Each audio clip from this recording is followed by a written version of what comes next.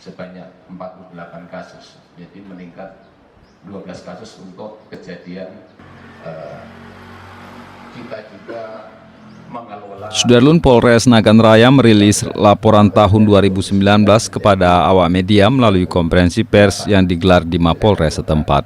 Meskipun kita tidak berhubungan dengan negara lain di sini. Kapolres AKBP Giarto mengatakan sepanjang tahun 2019 pihaknya menerima sebanyak 175 kasus pidana.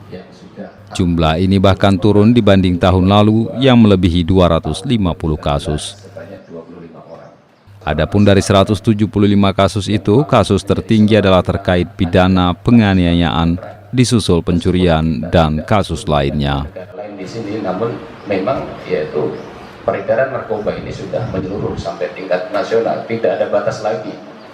Ya, narkoba ini sudah tidak ada batas lagi. Bahkan dari Nagan Raya, Rizwan, Serambion TV.